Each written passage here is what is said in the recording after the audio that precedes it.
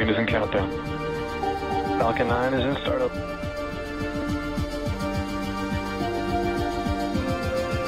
Dragon, SpaceX, go for launch.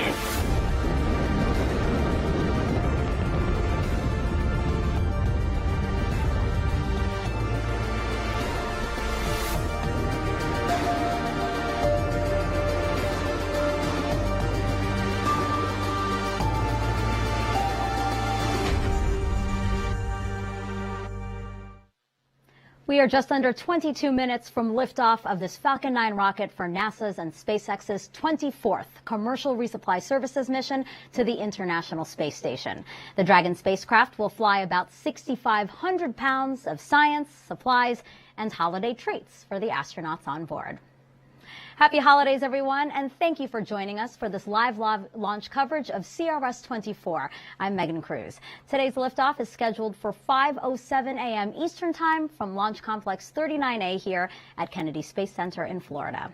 And we are again simulcasting this live show on NASA TV and on SpaceX's webcast. So let's bring in Andy Tran now live from SpaceX's headquarters in Hawthorne, California. Good to see you, Andy. Yeah, good to see you too, Megan. It is great to be back covering today's mission in partnership with NASA. And as the year comes to an end, CRS-24 will be SpaceX's 31st and final mission of 2021, making it a record-breaking year for launches for us. What a way to end the year, Andy. And I see that you have a live view of the pad right now. Can you walk us through the different parts of Falcon 9 and Dragon? Yeah, absolutely. So our two-stage launch vehicle stands about 70 meters tall and when fully fueled holds just over 1 million pounds of propellant that the vehicle will burn through in less than 3 minutes after liftoff. The bottom two-thirds of the vehicle is the first stage. Its objective is to accelerate the vehicle through the Earth's atmosphere to space and then separate from the rest of the rocket. And while today's flight is going to be the first for this booster, Falcon 9 is designed to be reusable for the reliable and safe transport of people and payloads into Earth orbit and beyond. And as usual, we are going to be attempting to recover the first stage on our drone ship. Just read the instructions. That's what you see on screen right now. Above the first stage is the second stage. It has a single Merlin vacuum engine which ignites after the first stage separates. The second stage is what will carry Dragon to its intended orbit, allowing the spacecraft to eventually rendezvous with the International Space Station. And speaking of Dragon, it is sitting at the very, very top of the rocket. Dragon was designed from the beginning to be reused, and this version of Dragon is designed for up to 5 flights. Following a successful launch, this Dragon will dock itself to the International Space Station.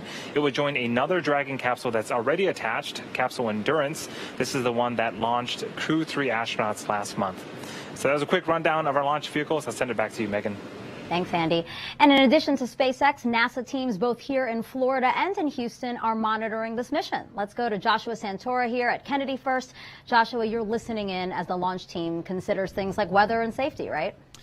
That's exactly right, Megan. Yeah, a good morning to you and everybody watching. Santa Claus and his reindeer can get off the ground in any weather. Our launch vehicles have launch commit criteria. Unfortunately, we've been tracking, we are currently no-go on weather, but the great news is that we are trending towards being go here in just a few minutes. So we're hoping to hear that call on time for that liftoff that we have coming up in just about 18 minutes now. That's thanks to the folks at Space Launch Delta 45, specifically Launch Weather Officer Arlena Moses providing that support for weather and range activities. For the countdown operations, fueling on the first stage began at T-minus 35 minutes, and the second stage will begin fueling in just about 2 minutes at T-minus 16 minutes. That's all ahead of liftoff, scheduled for 5:07:08 Eastern Time this morning. That's so precise because we have a single second to launch and rendezvous with the space station tomorrow morning. That autonomous docking that Andy mentioned is scheduled for 4:30 a.m. Eastern Time, with coverage beginning at 3 a.m. Eastern Time. For more on space station operations, I'm going to send you out now to the Johnson Space Center in Houston, Texas, where Shaniqua Vereen is standing by in mission control. Thanks, and welcome to the International Space Station Flight Control Room. I'm Shaniqua Vereen, live at Johnson Space Center here in Houston, Texas. The team of flight controllers in Mission Control Houston today has been led by Flight Director Adi Boulos.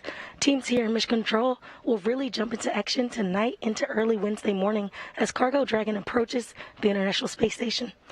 There are currently 7 crew members living and working aboard the station.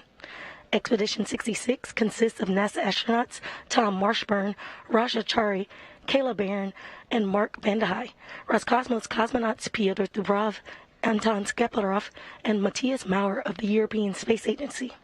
As Cargo Dragon approaches the International Space Station in the morning hours on December 22nd, NASA astronauts Raja Chari and Tom Marshburn will be monitoring the arrival from the station's cupola. Cargo Dragon will remain attached to the International Space Station's forward port of the Harmony module for about 1 month, being one of 2 Dragons joining Crew Dragon Endurance before being packed up with critical science and supplies and will splash down off the coast of Florida for that science to be analyzed back here on Earth.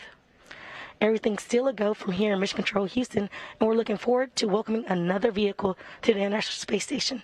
So for now, we'll head back out to Kennedy. Megan? Thanks, Shaniqua. We're now about 16 minutes and counting from liftoff of CRS-24.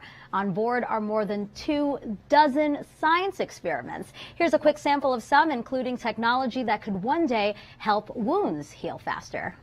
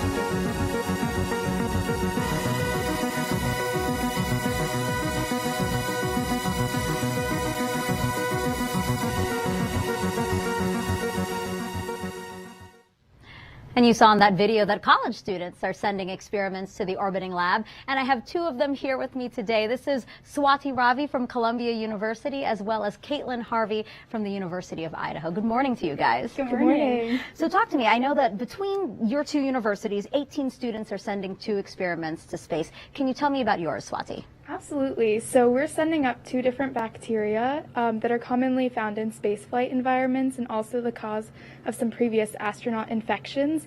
And we're really interested in studying how they interact with each other and also how their antibiotic resistance changes in space. Oh, really interesting. And Caitlin, what about you?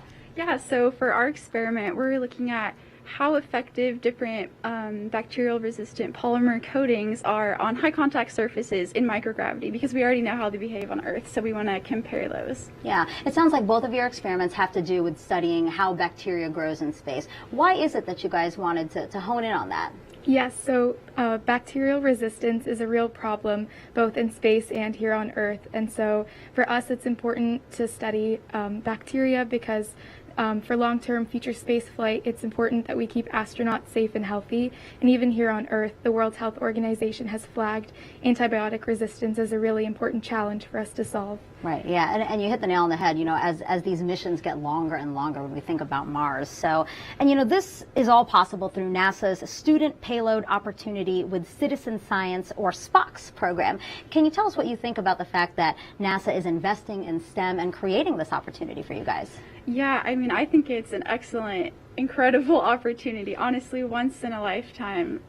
It's such an inspiring way to just get ourselves involved in STEM as well as all the people watching us along for our journey. So it's truly an inspiration, and I think an excellent way to get our generation involved in STEM moving forward. That's great. And then very quickly, what is it that you hope to learn from this experiment? Yes, from our both experiments. We're hoping to learn what kinds of antibiotics are best for us to use with astronauts so that we can most effectively treat their infections. And Kayla?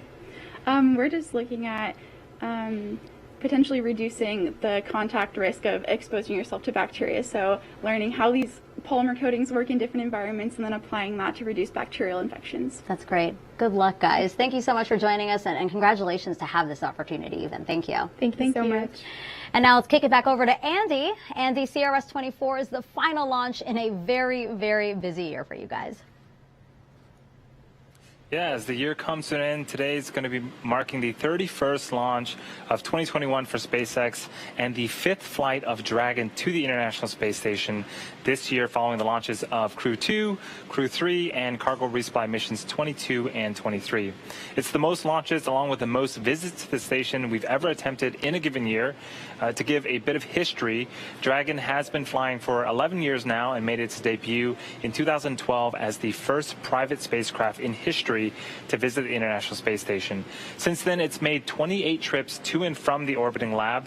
Today, it's one of the few vehicles that can deliver significant cargo to the space station and the only vehicle that can deliver cargo from it. Falcon 9 and Dragon were both designed with reflight in mind, and the vehicle hardware is built to support multiple missions with minimal refurbishment in between. To date, 10 of our CRS missions have flown on reused Dragons. And while it's the second flight for Dragon today, having previously flown on CRS-22, it is the first flight for our booster. It is actually only the second time this year we've debuted a brand new Falcon 9 first stage. To date, we've reflown first stages 78 times, and that includes both the Falcon 9 and Falcon Heavy flights. And we're planning to recover this one on our drone ship just with the instructions. If successful today, it will mark the 100th successful recovery of an orbital class rocket. So we are just under T-minus 10 minutes and counting until liftoff of the Falcon 9 rocket and Dragon on the next resupply mission to the International Space Station. Back to you, Megan. Andy, thank you so much. Now, NASA partners with the ISS National Lab to give others access to the orbiting laboratory. Check out this video to see which companies are flying experiments on this mission.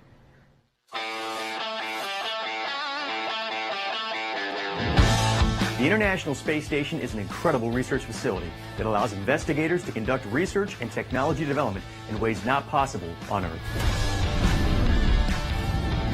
Through the ISS National Laboratory, private sector companies can leverage the unique space environment to develop or improve consumer products and further business models, both on the ground and in low Earth orbit. Here's a quick look. Over the years, pharmaceutical leader Merck & Company has launched multiple protein crystallization investigations to the space station. In a recent ISS National Lab sponsored investigation focused on Merck's cancer immunotherapy drug Keytruda, the team achieved exciting results. Leveraging microgravity conditions, Merck was able to produce highly uniform, concentrated crystalline suspensions of the active ingredient in Keytruda. Merck successfully translated these findings to drug production processes back on the ground, allowing the company to improve the drug formulation and delivery of Keytruda. Results could lead to additional improvements in the manufacture and storage of Keytruda, which could both reduce costs and improve quality of life for patients on Earth. Procter & Gamble, one of the leading consumer goods companies in the world, will be sending elements associated with its Tide cleaning detergent brand to the space station for evaluation. The Procter & Gamble team intends to test the stability of cleaning ingredients under microgravity conditions and radiation exposure in space. In doing so, the company hopes to gain insights that can improve the production of Tide products for consumers on Earth, while also furthering knowledge on the development of laundry detergent solutions to support long-duration spaceflight missions.